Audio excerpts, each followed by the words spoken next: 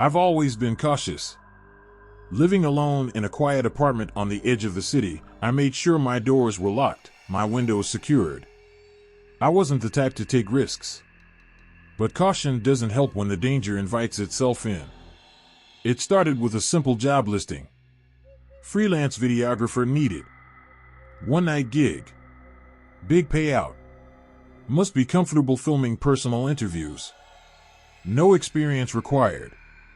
I wasn't desperate for money, but the offer was too good to ignore. $1,000 for a few hours of work? Seemed easy enough. I replied. Within minutes, I got a message back. Perfect. Meet me at my cabin, 9 p.m. sharp. I'll send the location. Can't wait to share my story with you.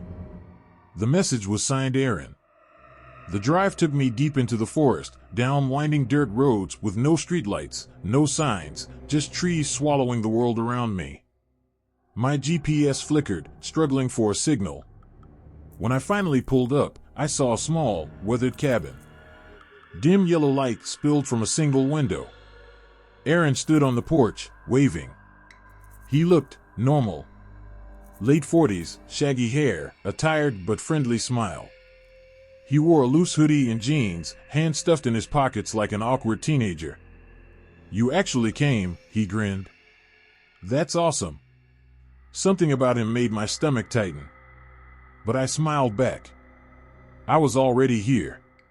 No point in turning back. I grabbed my camera bag and followed him inside. The inside of the cabin was cluttered. Books stacked in corners, weird sculptures on shelves, old VHS tapes piled on a dusty coffee table. It smelled faintly of wood smoke and something else, something rotten. Sorry about the mess, Aaron said, sitting down in a creaky chair. Let's get started.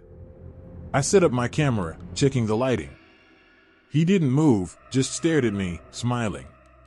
It was unnerving. So, I cleared my throat. What's the story you want to tell? His smile widened. I'm a serial killer. I laughed. A nervous, awkward chuckle. But he didn't laugh. He just kept staring. The air in the room felt heavier. I forced another laugh. That's a joke, right? Aaron tilted his head.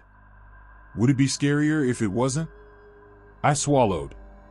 My pulse picked up. Aaron, are you serious? His eyes locked onto mine. Completely. I was frozen. My mind screamed at me to grab my keys and run, but my body refused to move. Aaron leaned forward, resting his chin on his hands. I like you, he said. You seem smart. So I'm going to play a little game with you. I glanced at the door. He chuckled. You could run, he said. But what if I told you? I already slashed your tires? My stomach dropped. He pulled out his phone and tapped the screen. A video played. It was my car. Sitting in his driveway. The tires? Completely shredded. I felt cold sweat on my back. Aaron smiled wider. Told you. I needed to think. Fast. Why are you telling me this? I asked, keeping my voice calm. Because I like to be honest with my victims, he said. Honesty is important. Most killers, they hide it. I don't. I want you to feel this. He gestured to my camera. Keep filming. You'll want to remember this. I had to stall. I pressed record.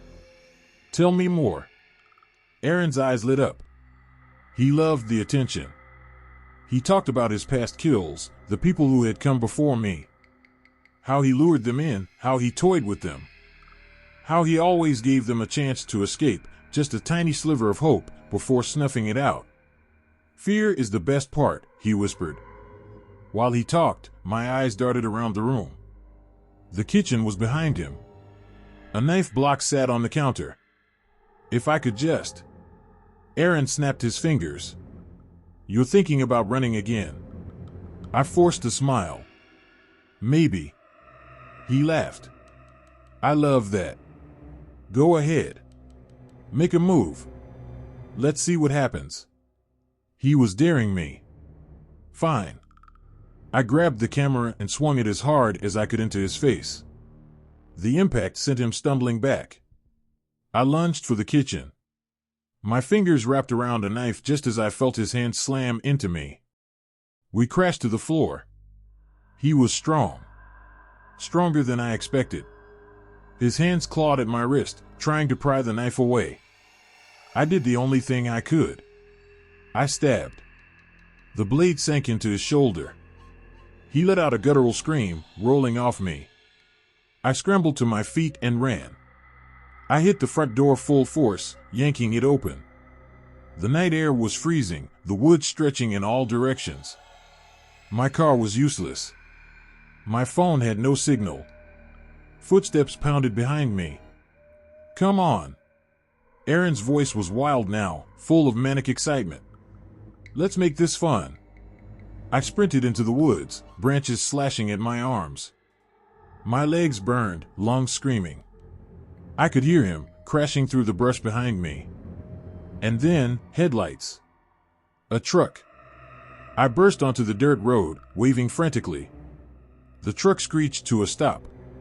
A man jumped out. What the hell? Help me. I gasped. He's trying to kill me. Aaron emerged from the trees, panting, blood dripping down his arm. He stared at me.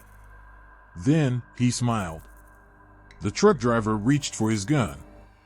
Get on the ground, buddy. Aaron didn't move. He just chuckled, shook his head. Then, without a word, he turned and disappeared into the darkness. The police searched for him, but Aaron was gone. No records, no last name, no trace. The cabin? Abandoned. The sheriff told me it looked like no one had lived there in years. But I know what I saw. I still have the footage. His face. His voice. His confession. Sometimes, I wake up in the middle of the night, certain that he's watching me. Because Aaron wasn't just a killer. He was a hunter. And something tells me he's not finished yet. If you enjoyed this story, don't forget to like this video to show your support and help us create more content like this. Share it with your friends and family who love thrilling and spooky tales. Comment below your thoughts, theories, or your own scary experiences. I'd love to hear from you. Subscribe to TerraFlix and hit the bell icon to never miss a chilling story. Stay tuned for more spine-tingling adventures.